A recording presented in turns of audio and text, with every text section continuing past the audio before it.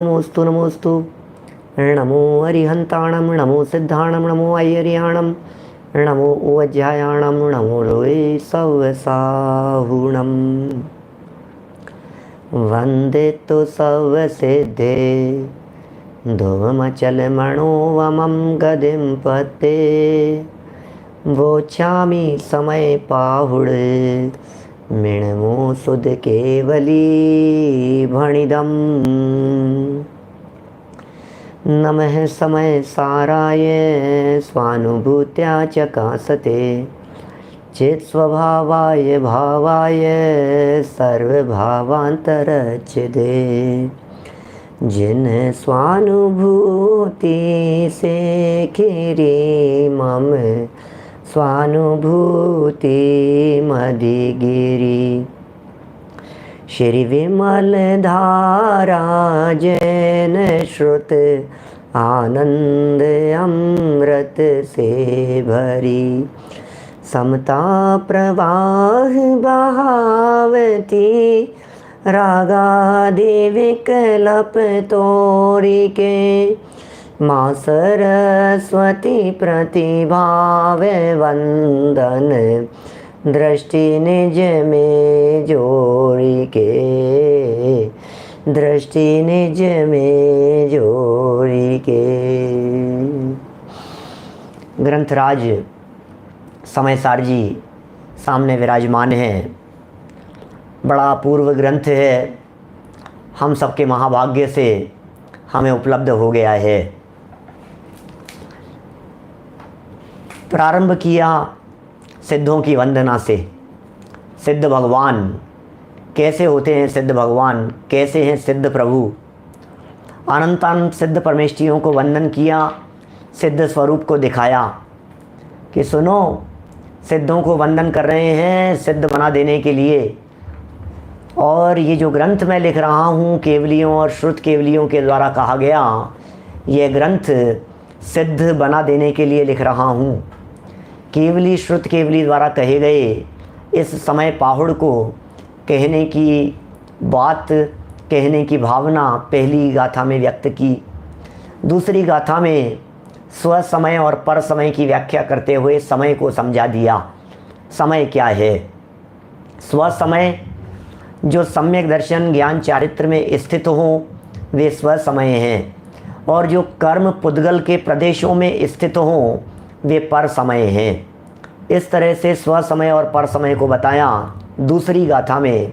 और तीसरी गाथा में फिर चर्चा उठी कि आखिर समय क्या है। फिर समय की सुंदरता की चर्चा की तीसरी गाथा में। दूसरी गाथा में समय शब्द का प्रयोग किया था चैतन्य आत्म तत्व के संदर्भ में, और तीसरी गाथा और उसकी टीका में समय शब्द का प्रयोग किया वस्तु के अर्थ में। वस्तु द्रव्य वही समय है, उसकी सुंदरता को भी बतलाया उसी गाथा में। और ये कहा कि समय में तो एकत्व पना है, एकत्व निश्चयगत समय सर्वत्र सुंदर लोक में। विसंवाद है पर बंद की यह कथा ही एकत्व में। उस एकत्व में यदि बंद की कथा, बंद की चर्चा मात्र विसंवाद उत्पन्न करने वाली है। गाथा नंबर 4 में चर्चा हुई कि भैया ये बंद की चर्चा ही तुमने अनादिकाल से सुनी है आज तक, लेकिन पर से पृथक एकत्व विभक्त आत्म तत्व की चर्चा कभी भी नहीं सुनी। इसलिए मैंने चौथी गाथा में कह दिया, काम भोग बंधन की कथाएं तो अनंत बार सुनी है, पर से पृथक आत्म तत्व की चर्चा न कभी सुनी है, न कभी परिचय में आई है, न कभी अनुभव में आई है। इसलिए पांचवी गाथा में यह कहा कि एकत्व विभक्त आत्मा को ही मैं दर्शाऊंगा, मैं अपने ज्ञान से दर्शाऊंगा, तुम अपने ज्ञान से जानने का प्रयत्न करना। निज वैभव से एकत्व को मैं दिखाऊंगा, लेकिन ध्यान रखना यदि कहीं कुछ भाषा व्याकरण शब्द आदि की चूक हो जावे तो छल ग्रहण मत करना। छलम न घेतव्यम, ये पांचवी गाथा के अंदर चर्चा हुई। छठी गाथा में चर्चा की ना प्रमत्त है न प्रमत्त है। प्रमत्त और अप्रमत्त पने से रहितपना बतलाया, प्रमत्त कहकर पहले से छठा गुणस्थान, अप्रमत्त कहकर के 7वें से 14वां गुणस्थान और गुणस्थानातीत सिद्ध दशा। इस प्रकार से पहले गुणस्थान से लेकर के सिद्ध भगवान तक सबको प्रमत्त अप्रमत्त कहकर के उनसे परे ज्ञायक भगवान आत्मा को दिखाने की चर्चा या दिखाया इस छठी गाथा में। पर्याय मात्र से पार की चर्चा हुई।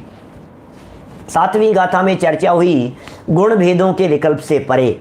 इस तरह से ये तीसरी गाथा, छठी गाथा, 7वीं गाथा, इन गाथाओं के आधार पर सब प्रकार के व्यवहारों का निषेध हो गया।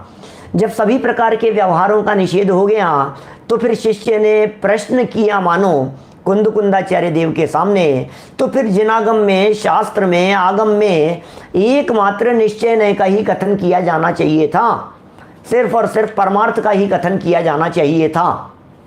ये चर्चा उठी। जैसे ही ये चर्चा हुई तो कुंदकुंदाचार्य देव ने 8वीं गाथा में उदाहरण दे करके बहुत सरलता से इस बात को स्पष्ट कर दिया कि सुनो सुनो सुनो, व्यवहार के बिना परमार्थ का उपदेश हो नहीं सकता।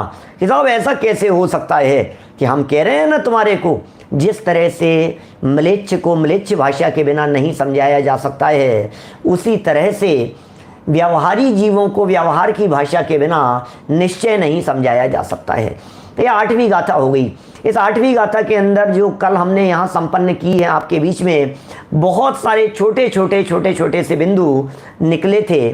शिष्य कैसे होने चाहिए, गुरु कैसे होने चाहिए, माने गुरुओं में क्या लक्षण है, शिष्य में क्या लक्षण है, ऐसा भी कह सकते हैं। वक्ता और श्रोता, इनके लक्षणों की चर्चा हुई।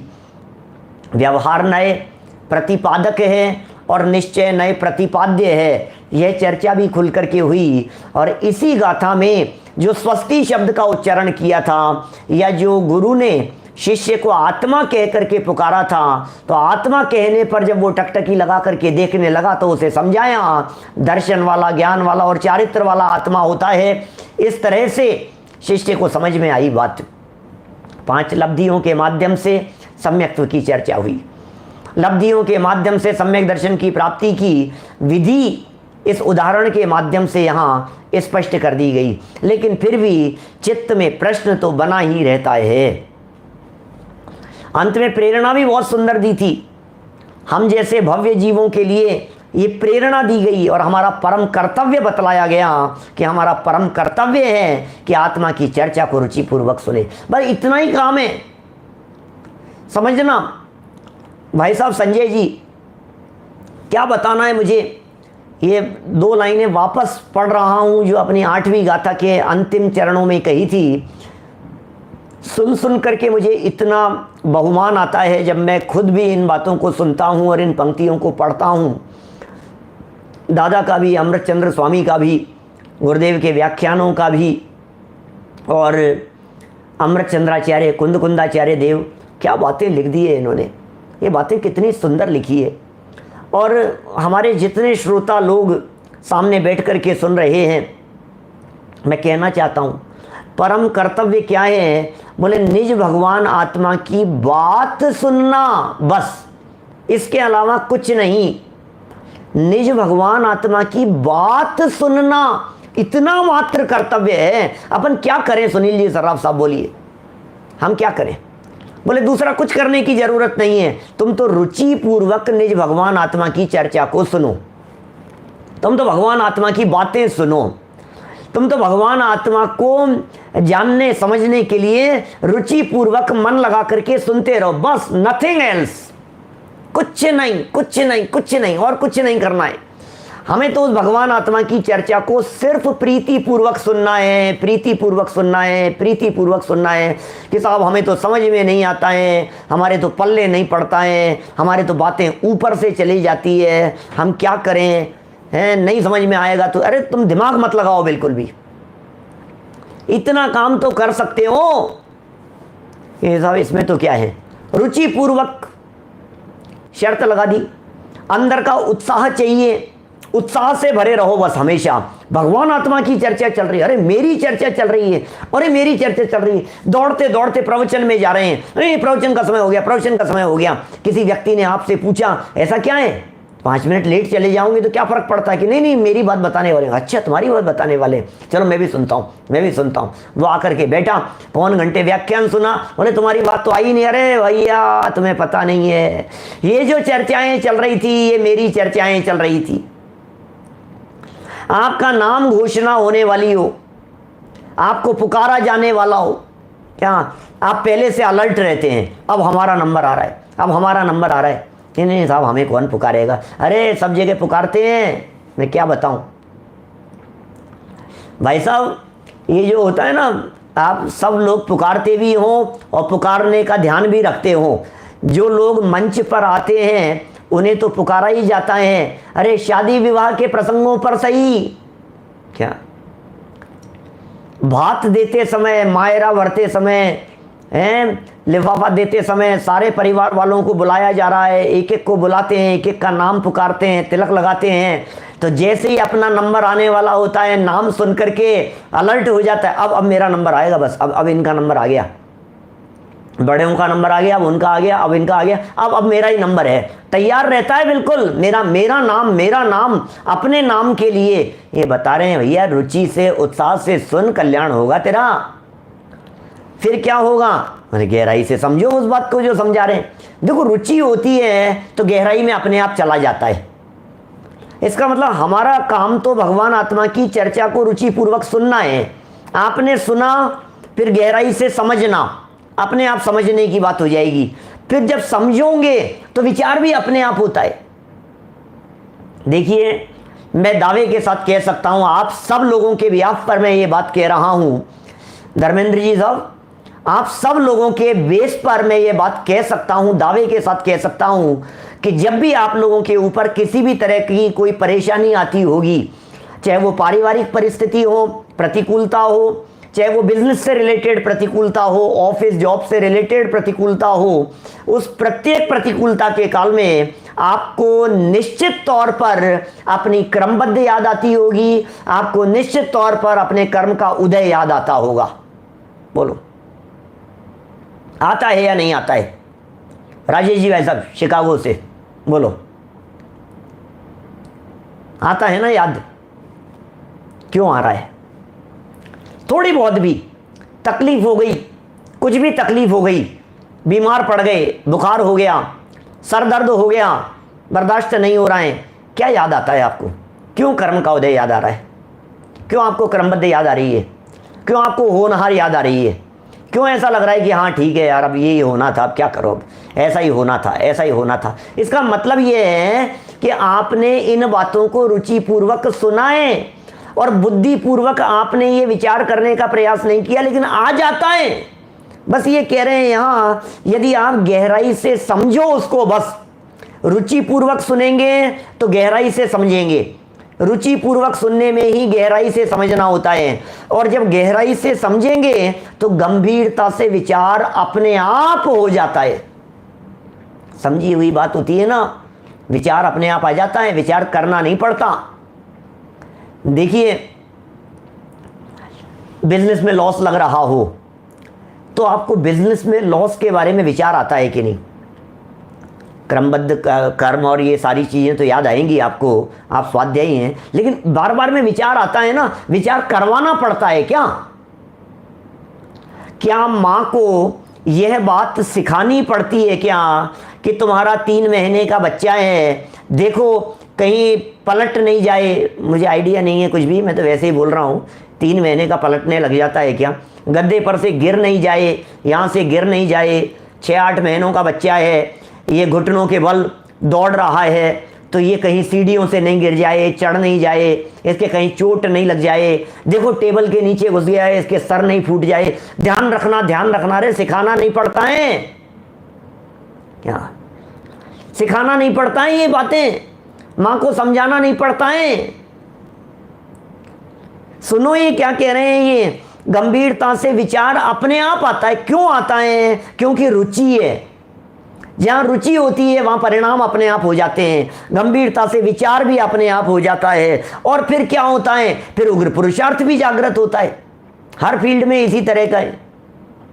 और फिर जीवन में, मानव जीवन की सफलता रूप आत्मानुभव प्राप्ति भी हो जाती है।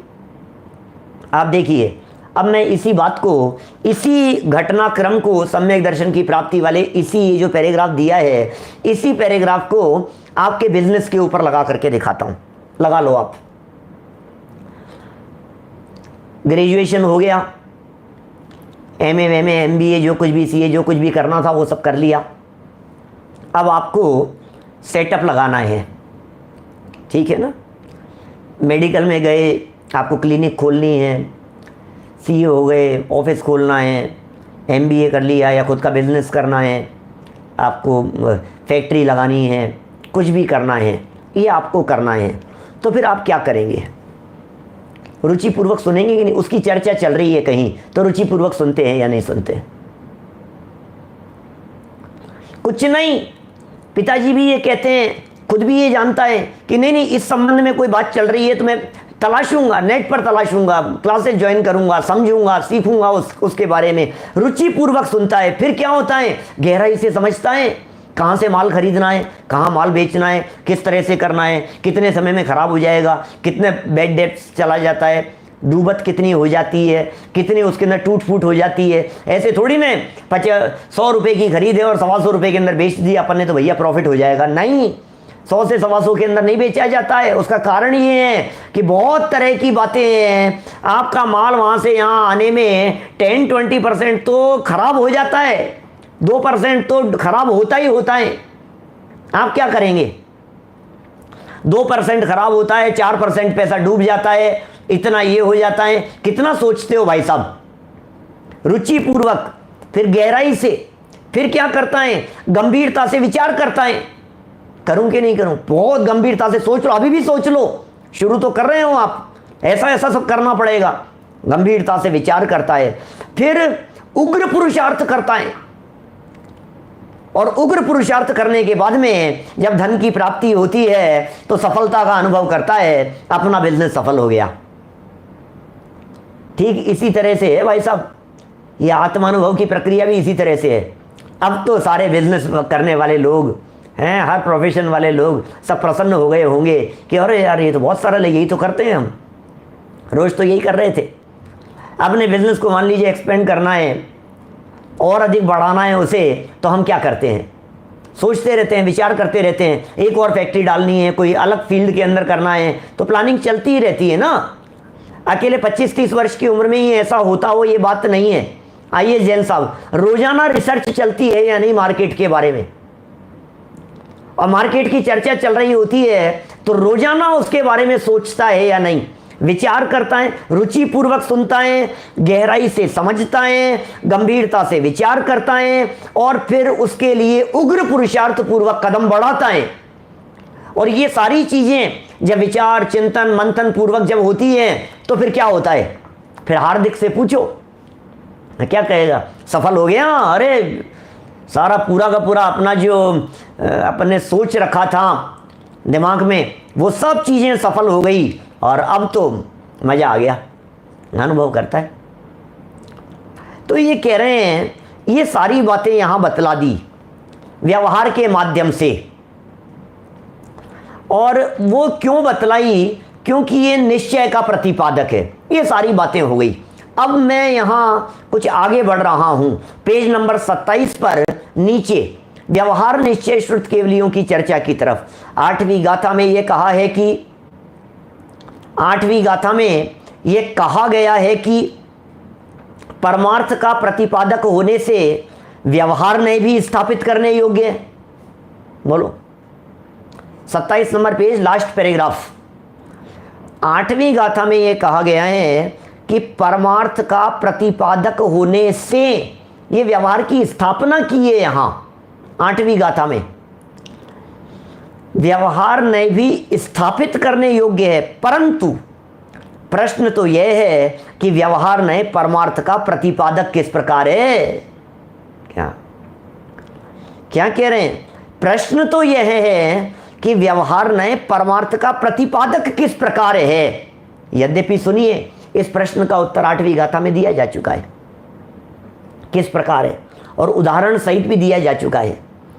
अब यहाँ 9वीं और 10वीं नंबर की गाथा में इस प्रश्न के, क्योंकि ये जो जवाब दिया किस तरह से प्रतिपादक है, जो उदाहरण दिया था, जो दृष्टांत से समझाया था, और फिर उसे आगे चल करके व्यवहार नयो नानुसर्तव्य है, यह अमृत चंद्राचार्य देव ने कहा था। लेकिन 8वीं गाथा में तो नहीं कही थी ना चर्चा ज़्यादा।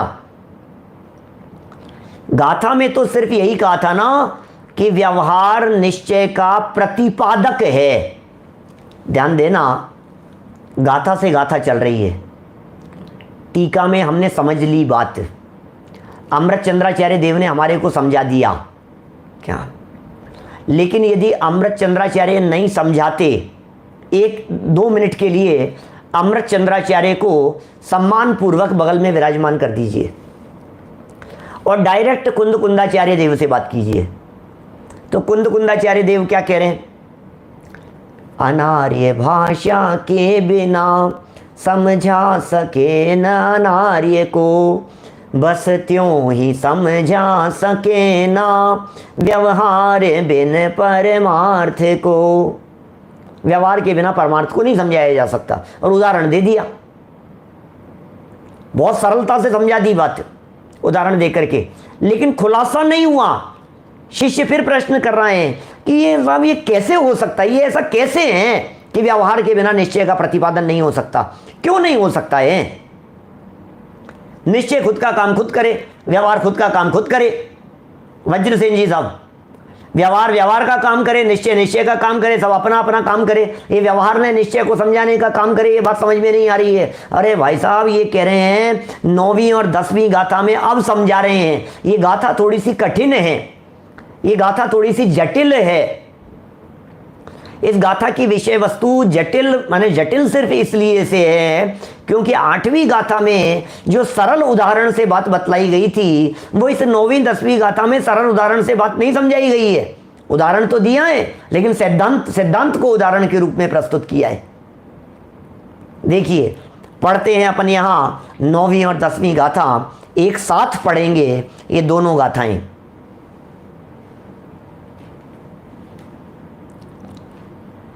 कथम व्यवहारस्य प्रतिपादकत्वमिति चेत,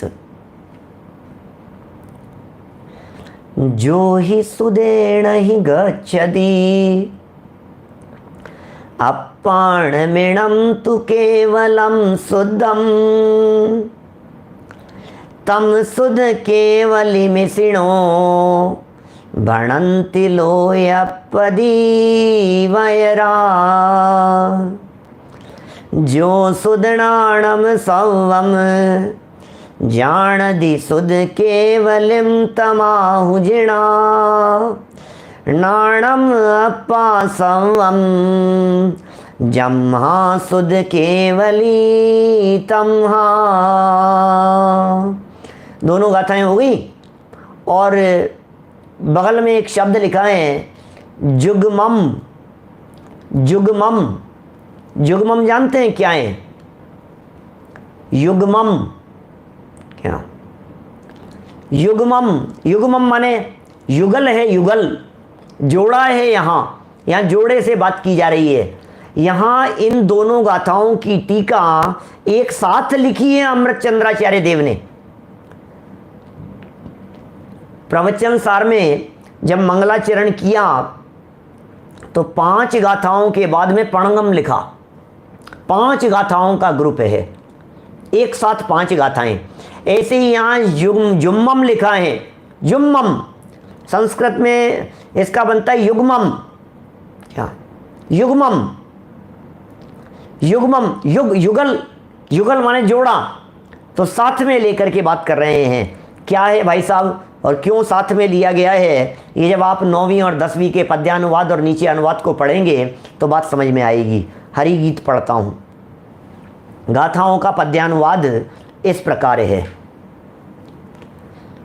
श्रुत ज्ञान से जो जानते हैं शुद्ध केवल आत्मा, श्रुत केवली उनको कहे ऋषिगण प्रकाशक लोक के। कितनी सुंदर बात आ रही है श्रुत ज्ञान से जो जानते हैं। अर्थ समझ में आ जाता है बोलते बोलते ही, इतना सरल पद्यानुवाद है।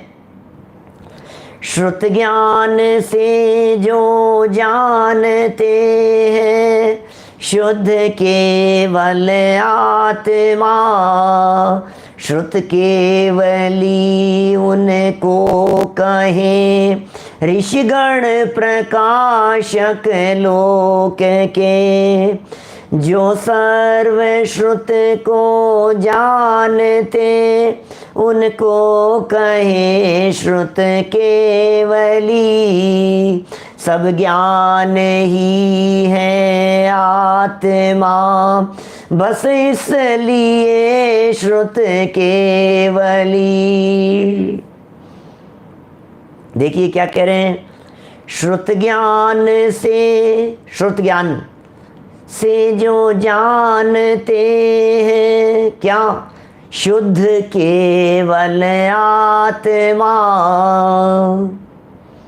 श्रुत ज्ञान से केवल शुद्ध आत्मा को जो जानते हैं, किसे जानने की बात कह दी गई है? श्रुत ज्ञान, श्रुत ज्ञान का प्रयोग करते हुए जाना, और किसे जाना? कि सिर्फ और सिर्फ शुद्ध आत्मा को जाना। बोले इसलिए श्रुत केवली कहते हैं उनको। गजब हो गया। श्रुत केवली किसे कहते हैं? केवली किसे कहते हैं? केवली। बोले केवली तो केवल ज्ञानियों को कहते हैं कि अच्छा, केवल ज्ञानियों को केवली कहते हैं, तो श्रुत केवली ये भी केवली होते होंगे। केवल ज्ञानी भगवान होते हैं कि मुनिराज होते हैं? बोले केवल ज्ञानी तो भगवान होते हैं, तो श्रुत केवली भी भगवान ही होते होंगे कि नहीं? श्रुत केवली भगवान नहीं होते, श्रुत केवली मुनिराज होते हैं। केवलियों का नियम से मोक्ष है, श्रुत केवलियों के मोक्ष जाने का नियम नहीं है। श्रुत केवली द्वादशांग के ज्ञाता होते हैं। श्रुत केवली, समझना जरा, श्रुत केवली शब्द हैं। केवली माने लोकालोक को जानने वाले। जो लोकालोक को जानने वाले होते हैं उन्हें केवली कहते हैं कि हाँ साहब केवली, केवल ज्ञान के माध्यम से लोकालोक को जानते हैं, उन्हें केवली कहते हैं। अब कह रहे हैं जो केवल ज्ञान से लोकालोक को जान रहे हैं वे केवली, और जो श्रुत ज्ञान से, क्या श्रुत के माध्यम से संपूर्ण लोकालोक को जानते हैं, वे श्रुत केवली होते हैं। शास्त्र के द्वारा जान रहे हैं वे श्रुत केवली हैं। अरे क्या है भाई साहब, जिसने द्वादशांग को जाना उसके ज्ञान से क्या छूट गया? बतलाइए, क्या नहीं है द्वादशांग में? सब कुछ तो बात आ गई है, इसलिए श्रुत केवली कह करके पुकारा है उन्हें।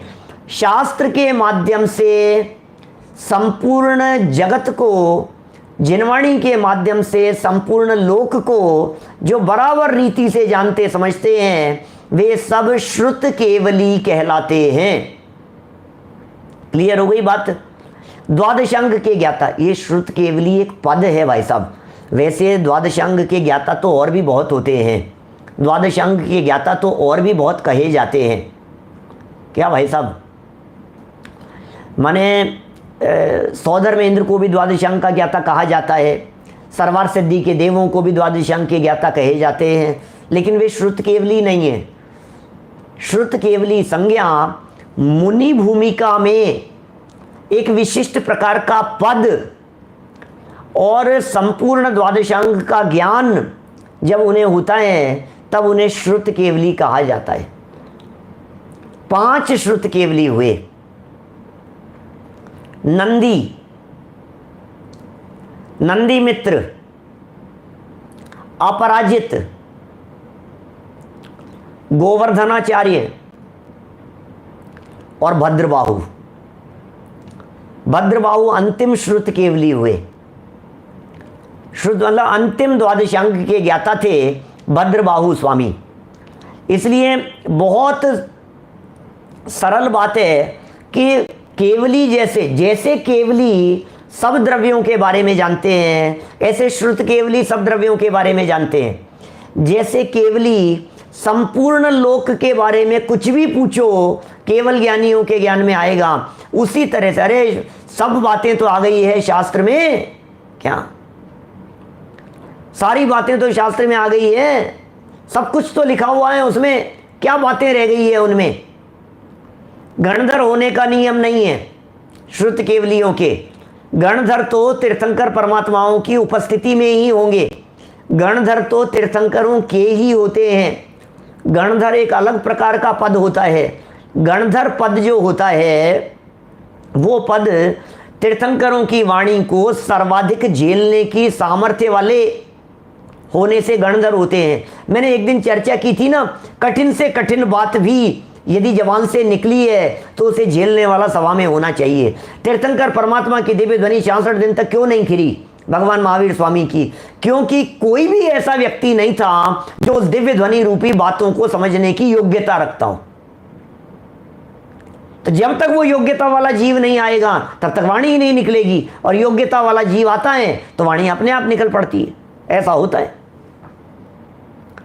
तो गणधर सिर्फ केवलियों के, तीर्थंकर परमात्माओं के, उनके गणधर हैं। श्रुत केवली ये परंपरा से होते रहे। भगवान महावीर स्वामी के निर्वाण जाने के बाद लगभग 350 वर्षों तक ये परंपरा चलती रही श्रुत केवलियों की। माने कितने समय तक नहीं, 350 तो नहीं, लगभग बैठेगा देखो आप ये 150 पौने 200 साल तक केवलियों की परंपरा श्रुत केवलियों की परंपरा चलती रही। क्योंकि 62 वर्षों तक वो हुए केवली हुए, 3 केवली, फिर उसके बाद में श्रुत केवली हुए, फिर परंपरा से एक के बाद एक के बाद एक ये अनुबद्ध रूप से 5 श्रुत केवली होते रहे। संपूर्ण द्वादशांग के ज्ञाता भद्रबाहु स्वामी अंतिम हुए थे, लेकिन ये सब 5 श्रुत केवली हैं। अरे श्रुत केवली कहा ही इसलिए जा रहा है इनको कि केवली नहीं हुए। यदि ये केवली हो गए होते, यदि ये परमात्मा बन गए होते तो फिर इनको केवली कहते, श्रुत केवली क्यों कहते? बात समझ में आ रही है? बात माने नीचे वाली पदवी से क्यों पुकारेंगे जब ऊपर बन गए? क्या आज हमारे नरेंद्र मोदी जी साहब को कोई व्यक्ति मुख्यमंत्री कहकर के पुकारता है? मुख्यमंत्री नरेंद्र जी मोदी के साथ? अरे नहीं नहीं, क्यों? नेक्स्ट लेवल हो गया है अब तो पंचम काल में हुए हैं 5 ही श्रुत केवली। इनका जन्म भी पंचम काल में हुआ और ये थे भी सब पंचम काल वाले ही, लेकिन द्वादशांग के ज्ञाता थे। तो ये तो कह रहे हैं श्रुत केवली किसे कहते हैं? बोले द्वादशांग के जानने वाले को श्रुत केवली कहते हैं। प्रकरण क्या चल रहा है? व्यवहार नए निश्चय का प्रतिपादक है ये प्रकरण चल रहा है। अब यहाँ कहाँ व्यवहार निश्चय की चर्चा आ गई? अब यहाँ तो व्यवहार और निश्चय का कोई रोल ही नहीं दिखाई दे रहा है। ये जो बात कह रहे हैं इसमें है अभी समझ में आएगी।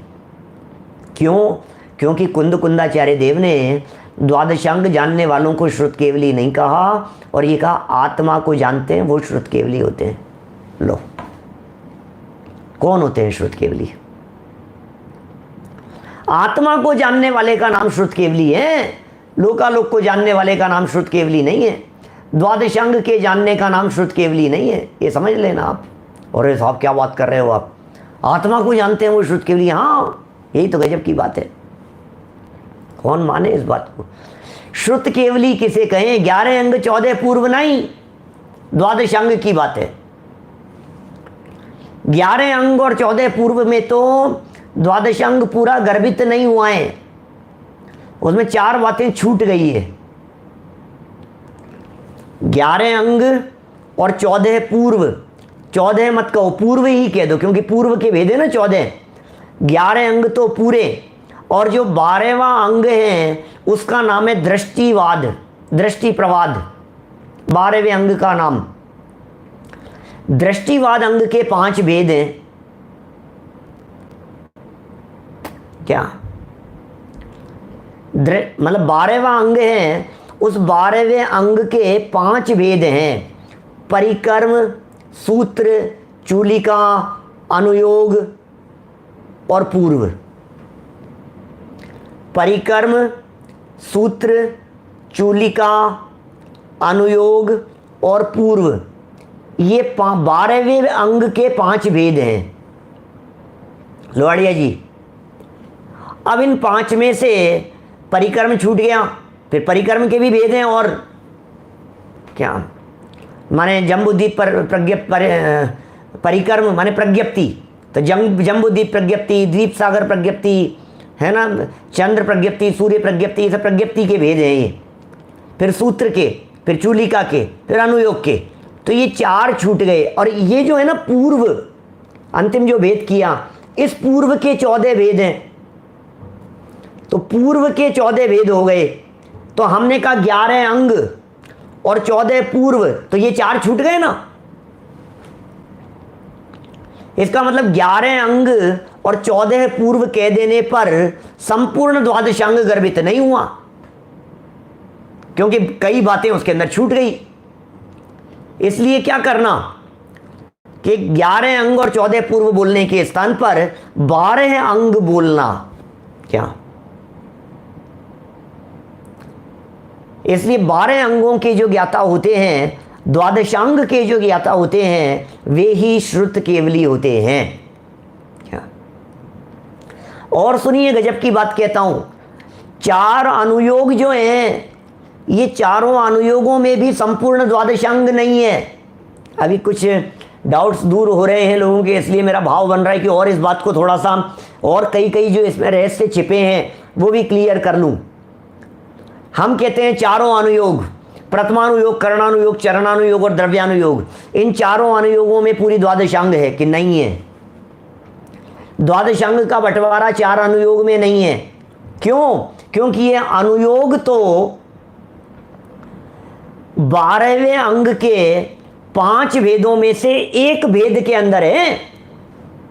क्या अनुयोग? सारे अनुयोगों का बंटवारा आचारांग, सूत्रकृतांग, स्थानांग, समवायांग, व्याख्या प्रज्ञप्ति, ज्ञात्र धर्म कथा, उपासकाध्ययन, अंत्यकृत दशा, अनुत्तरोपातिक दशा, प्रश्न, व्याकरण, विपाक, सूत्र और दृष्टिवाद, ये 12 अंग हैं। अब दृष्टिवाद जो है, इस दृष्टिवाद के 5 भेदों में से एक भेद का नाम है अनुयोग। कहीं कहीं प्रथमानुयोग भी कह देते हैं उसे। और गजब की बात कहूं, दूसरी बात, श्वेतांबर परंपरा में 11 अंग लिपिबद्ध उपलब्ध माने जाते हैं। 3 बार आगम वाचनाएं हुई श्वेतांबर संप्रदाय अनुसार, और उसमें उन आगम वाचनाओं में उन आगमों का संकलन किया गया, ऐसा कहा जाता है। 11 अंग। और दिगंबर परंपरा में ये माना जाता है कि 11 अंग विलुप्त हो गए और 12वें अंग के अंश मात्र का ज्ञान रह गया था, जो धरसेनाचार्य के निर्देशन में पुष्पदंत भूतबली आचार्य आदि के माध्यम से लिखना प्रारंभ हुआ। क्या कहा? तो 11 अंग तो विलुप्त हो गए दिगंबर मान्यता के अनुसार। अब 12वें अंग का जो ज्ञान था उसका भी अंश मात्र का ज्ञान रह गया था और उसमें से लिखा गया। इसका मतलब जो कुछ भी लिपिबद्ध है, जो कुछ भी लिखा गया है, वो लिखा हुआ आगम 4 अनुयोगों के अंदर बटा हुआ है। क्या? तो लिपिबद्ध आगम को प्रथमानुयोग, करणानुयोग, चरणानुयोग और द्रव्यानुयोग के अंदर बांटा है। 11 अंग जो लिखा ही नहीं गया, क्योंकि ये जो प्रथमानुयोग, करणानुयोग, चरणानुयोग, द्रव्यानुयोग हैं, ये तो लेखन पद्धति का नाम है। विषय विभाजन के अनुसार शास्त्रों के कथन करने की पद्धति का नाम है। द्वादशांग तो बहुत विशाल है, बांटो तो बांट दो उसको, लेकिन ऐसे बंटवारा है नहीं द्वादशांग का अनुयोगों में। तो जितनी उपलब्ध जिनवाणी दिखाई, आप सोचिए जरा, 12वें अंग का अंश मात्र हमारे पास में उपलब्ध है, तो इतना सब कुछ विशाल दिखाई देता है। पूरा द्वादशांग हो तो कितना होगा। और सुनिए, मिथ्या दृष्टि जीव को 11 अंग तक का ज्ञान हो जाता है। 11 अंग 9 पूर्व तक का ज्ञान हो जाता है मिथ्या दृष्टि जीव को। 11 अंग 9 पूर्व तक का ज्ञान किया। हाँ, 11 अंग 9 पूर्व, 10वें पूर्व का ज्ञान होने के लिए भावलिंगी होना जरूरी है। क्यों? क्योंकि 11 अंग के बाद जो पूर्व हैं, वो 9 पूर्व के बाद 10वें पूर्व का नाम है विद्यानुवाद। क्या संजीव जी साहब दिल्ली से, 10वें पूर्व का नाम है विद्यानुवाद पूर्व। तो 9 पूर्व तक का ज्ञान तो, 11 अंग और 9 पूर्व तक का ज्ञान तो मिथ्या दृष्टि को भी हो सकता है, लेकिन 10वें पूर्व का ज्ञान जिसका नाम विद्यानुवाद नाम का पूर्व है, क्या वो विद्यानुवाद पूर्व का ज्ञान होते ही सैकड़ों विद्याओं का ज्ञान हो जाता है। अनगिनती विद्याएं उनके जीवन में प्रकट हो जाती है। 500 विद्याएं उनके जीवन में, आकाशगामिनी विद्या, ये विद्या, रूप बदलने वाली विद्या, और न मालूम दुनिया भर की विद्याएं उनके ख्याल में आ जाती है। ऐसी विद्याएं प्रकट हो जाती है 10वें पूर्व का ज्ञान होते ही। अब सुनिए, यदि किसी मिथ्या दृष्टि के जीवन में ये 10वें पूर्व का ज्ञान हो गया तो वो तो सारी दुनिया में तांडव मचा देगा, तहलका मचा देगा। क्या होगा? बोले इसलिए ऐसे व्यक्ति को ये होती ही नहीं है। बोले किसको होगी? बोले जो भावलिंगी होंगे, जो वीतरागी संत होंगे, जो 6ठे 7वें गुणस्थानवर्ती होंगे, जिन्हें इन विद्याओं से किसी तरह का लेना देना नहीं होता है, उनके चरणों में आकर के ये विद्याएं पढ़ती है, और जो विद्याओं के पीछे भागते हैं विद्याएं उनसे दूर भागती है। ऐसा स्वरूप है 10वां पूर्व, विद्यानुवाद पूर्व, ये भावलिंगी संतों के होता है। इसलिए जो द्वादशांग के ज्ञाता, जिन्हें श्रुत केवली कहकर के पुकारा जाता है, ये सारे श्रुत केवली जितने भी होते हैं ये सब बहुत भावलिंगी संत होते हैं और अंतरंग में बहुत गहरे अध्येता होते हैं। तो बोले ये सब जो श्रुत केवली हुए हैं, ये श्रुत केवली तो इसका मतलब सारे शास्त्र पढ़े होंगे उन्होंने, तब श्रुत केवली हुए होंगे। तो कुंद कुंदाचार्य कहते हैं कि आत्मा को जाने बिना कोई श्रुत केवली होता ही नहीं है। क्या गाथा क्या कह रही है? माने जो गाथा कह रही है वो गाथा ये कह रही है, 9 नंबर की गाथा, कि जो भी श्रुत केवली होते हैं वे श्रुत ज्ञान से आत्मा को जानते हैं, शुद्ध आत्मा को जानते हैं, त्रिकाली ध्रुव अपने आत्म तत्व को जानते हैं, वही श्रुत केवली होते हैं। तो बोले फिर प्रश्न खड़ा होता है दिमाग में, तो निश्चय से तो वही श्रुत केवली है। आत्मा को जाने बिना कोई श्रुत केवली होता नहीं है, आत्मा में समाये बिना कोई श्रुत केवली होता नहीं है। इसका मतलब श्रुत केवली होने के लिए आत्मा को जानना जरूरी है। ये नक्की हो गई बात। प्रश्न खड़ा हुआ कि साहब इसका मतलब फिर शास्त्र को नहीं जानेंगे, इसका मतलब द्वादशांग का ज्ञान बेकार है। आत्मा को जानने से ही यदि श्रुत केवली होते हैं, ये बात यदि आप कह रहे हो, तो फिर तो 4थे गुणस्थान वाले को भी श्रुत केवली कह दो, वो भी तो आत्मा को जानता है, शुद्ध आत्मा को जानता है। 5म गुणस्थान वाले को भी श्रुत केवली कह दो, वो भी तो आत्मा को जानते हैं। तो इनको श्रुत केवली नहीं कहेंगे क्या? आत्मा को जानना यदि श्रुत केवलीपन का लक्षण बनाया जाएगा तो फिर 4थे और 5वें गुणस्थान में भी श्रुत केवली होने का प्रसंग प्राप्त होगा। अब क्या करें? तो कुंद कुंदाचार्य देव ने कहा, भैया निश्चय से कहा था और निश्चय की बात ऐसे समझ में नहीं आती, इसलिए व्यवहार से समझाते हैं। कि क्या व्यवहार से समझा रहे हो? कि जो श्रुत को जानते हैं वे श्रुत केवली होते हैं। ये 10वीं गाथा में स्पष्ट कर दिया गया। कि बोले फिर ये निश्चय का प्रतिपादक कैसे हुआ?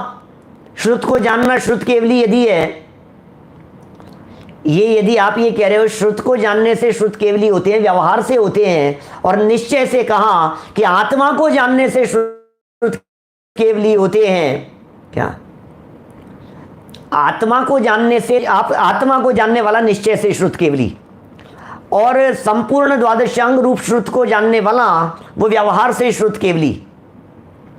तो व्यवहार ने निश्चय का प्रतिपादन किया। प्रश्न तो ये था, वो बात क्लियर नहीं हुई हमारे को। तो कुंद कुंदाचार्य देव कह रहे हैं कि सुनो, व्यवहार से जिन्हें श्रुत केवली कहा है और जो श्रुत को जानने की बात कही है, वो श्रुत भी तो आखिर ज्ञान ही है। कि हाँ, श्रुत तो ज्ञान है, तो जो ज्ञान है वो ज्ञान ही तो आत्मा है।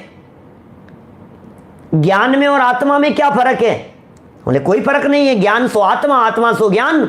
तो फिर जिसने आत्मा को जाना, जिसने ज्ञान को जाना उसने आत्मा को जाना, जिसने आत्मा को जाना उसने ज्ञान को जाना, तो सारा श्रुत ज्ञान में आ गया। तो बोले सारा श्रुत ज्ञान का विषय बन गया, तो ये व्यवहार हो गया। इसका मतलब अभेद आत्मा को जानने की जब बात कही गई तो निश्चय से श्रुत केवली, और उसी आत्मा को जब भेद रूप जानने की बात कही गई तो व्यवहार से श्रुत केवली। थोड़ा सा टेक्निकल बिंदु है क्या? आत्मा को जानो, तो जिसने आत्मा को जाना उसने आत्मा के ज्ञान को जाना कि नहीं जाना? कि जाना। अभी तो छद्मस्त है इसलिए श्रुत ज्ञान है, तो श्रुत ज्ञान को जाना कि नहीं जाना? कि जाना। तो श्रुत ज्ञान को जाना तो पूरे श्रुत ज्ञान को जाना कि नहीं जाना? कि पूरे श्रुत को जान लिया। तो बोले पूरे श्रुत को जिसने जान लिया, पूरे श्रुत ज्ञान को जिसने जान लिया, तो वही तो श्रुत केवली है। बोले ये तो व्यवहार से। और चूंकि वो श्रुत ज्ञान माने ज्ञान ही है, वो श्रुत ज्ञान ज्ञान ही है और ज्ञान ही आत्मा है, इसलिए आत्मा को जाना ऐसा कहो या श्रुत ज्ञान को जाना ऐसा कहो, एक ही बात है। सब दो बातें एक कैसे हो सकती है? अरे दो बातें एक कैसे नहीं होती है? जब हम किसी एक शब्द में कहते हैं तो बात कुछ और होती है, और जब हम ये कहते हैं कि भेद करके कहते हैं तो भी बात तो वही होती है। जैसे समझिए आज क्या हुआ कि आप स्मारक गए थे क्या? कि हाँ गए थे, सबसे मिलकर के आए। जब हमने ये कहा कि ऑफिस में सबसे मिलके आए हैं, तो ये तो कथन हो गया अभेद से, सब कह दिया ना, कॉमन कथन कर दिया। फिर हमने कहा कि नहीं पीयूष जी से मिले थे, शांति भाई साहब से मिले थे, जिन कुमार जी से मिले थे, ऐसा हमने भेद कर दिया। तो हमने कहा इन से मिले थे ऐसा कहो या सबसे मिले थे ऐसा कहो, कोई फर्क है क्या इसमें? जब आपने एक एक का नाम लिया तो व्यवहार हो गया, और आपने ये कह दिया कि सबसे मिले थे तो अभेद कथन हो गया। तो जब ऐसा बोलो चाहे ऐसा बोलो, उसमें क्या फर्क पड़ गया है? माने समझ रहे हैं आप? भाई भेद रूप कथन करो कि सब आत्मा को जाना, ये कहना निश्चय है। और आत्मा को जाना मतलब, बोले आत्मा को जाना मतलब ज्ञान को जाना, दर्शन को जाना, चारित्र को जाना, सुख को जाना, वीर्य को जाना, प्रदेशों को जाना, गुणों को जाना, धर्मों को जाना, शक्तियों को जाना। बोले ऐसा कहना हो तो ऐसा कह दो, बात तो वही है। हमने एक वाक्य में कह दिया आत्मा को जाना, और तुमने उसको टुकड़े करके कह दिया इसको जाना, इसको जाना, इसको जाना, बात तो वही है। तो बोले फर्क क्या है? बोले फर्क ये है कि जब हम एक को जानने की बात करते हैं तो निश्चय होता है, और जब हम उस अलग अलग को जानने का प्ररूपण करते हैं तो व्यवहार होता है। निश्चय और व्यवहार की परिभाषाएं इस प्रकार की हैं, अभेद सो निश्चय और भेद सो व्यवहार। क्या? अभेद को निश्चय कहते हैं, अभेद देखने वाले को, और भेद देखने वाले को व्यवहार कहते हैं। यही तो कहा था सातवीं गाथा में। सातवीं गाथा वाला व्यवहार क्या था? क्या? चरित दंसणम नाणम नवीनाणम न चरितम न दंसणम जाणगो शुद्धो नवीनाणम न चरितम। ज्ञान दर्शन चारित्र बोले व्यवहार से देखा जाता है, निश्चय से बोले ज्ञान दर्शन चारित्र नहीं है। भेद गिने व्यवहार, निश्चय से कोई भेद नहीं होता है। चलिए गाथार्थ तो हम यहाँ पढ़ ही लेते हैं, पहले पद्यानुवाद देखिए, 1-1.5 मिनट में पूरी करते हैं बात। श्रुत ज्ञान से शुद्ध केवल आत्मा को जानते हैं, उन्हें श्रुत केवली उनको कहें। कौन कहता है उनको श्रुत केवली? कुंद कुंदाचार्य देव कह रहे मैं नहीं कह रहा हूं, ऋषिगण प्रकाशक लोक के ऋषिगण कहते हैं। कौन से ऋषिगण कहते हैं? जो लोक के प्रकाशक हैं। इसका मतलब यहां ऋषिगण शब्द का प्रयोग केवल ज्ञानियों के अर्थ में किया जा रहा है। जो संपूर्ण लोक को प्रकाशित करने वाले जो भगवान है, परमात्मा है, ऐसे केवली भगवान उन्हें श्रुत केवली कह करके पुकार रहे हैं। और जो सर्वश्रुत को जानते हैं, जो सारे श्रुत को जान लिया, पूरी तरह से श्रुत को जान लिया, उसको श्रुत केवली कहें। गाथा नंबर 10 की पहली लाइन, जो सर्वश्रुत को जानते उनको कहे श्रुत केवली। लेकिन सब ज्ञान ही तो आत्मा है। क्या? सारा ज्ञान आत्मा ही तो है। सब ज्ञान ही है आत्मा, बस इसलिए श्रुत केवली। इस तरह से ये बात यहाँ हो गई है। और नीचे अनुवाद पढ़ देता हूँ। जो जीव श्रुत ज्ञान के द्वारा केवल एक शुद्धात्मा को जानते हैं उसे लोक के ज्ञाता ऋषिगण निश्चय श्रुत केवली कहते हैं, और जो सर्व श्रुत ज्ञान को जानते हैं उन्हें जिन देव व्यवहार श्रुत केवली कहते हैं, क्योंकि सब ज्ञान आत्मा ही तो है।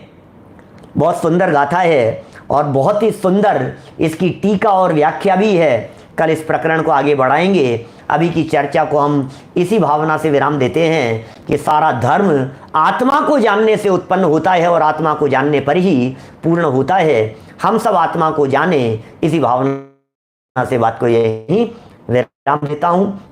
आज दोपहर की सभा से हम नियमित शुरू कर रहे हैं। दोपहर में 2:30 बजे परम भाव प्रकाशक नए चक्र उत्तरार्ध द्रव्यार्थिक पर्यायार्थिक वाला प्रकरण 1-2 दिन में शुरू होगा। आज थोड़ी सी भूमिका, नयों के संदर्भ में नए क्या हैं, स्वरूप क्या है, उपयोगिता क्या है, ये सब प्रकरण 1-आध दिन आजकल चलेगा। और फिर उसके बाद में द्रव्यार्थिक पर्यायार्थिक के भेद प्रभेद प्रयोग, नए गमादि 7 नए, ज्ञान नए, शब्द नए, अर्थ नए, 47 नए, ये सब प्रकरण क्रमशः चलते रहेंगे दोपहर की सभा में। रात्रि में प्रारंभ कर दिया है हमने, आपके जानकारी में है ही। 10 बजे पारस टीवी पर पुरुषार्थ सिद्धि उपाय नाम का ग्रंथ, आप उसका भी अवश्य लाभ लेवें। 8 बजे वाला प्रवचन यथा समय बिल्कुल संयम प्रकाश ग्रंथ के ऊपर। और अभी जिनवाणी जावाणी के ज्ञान ते सूझे लोकालोक, सोवाणी मस्तक नमू सदा देत हूँ ढोक, सदा देत हूँ ढोक। 9 बार नमोकार मंत्र। नमो अरिहंताणम, नमो सिद्धाणम, नमो विजय।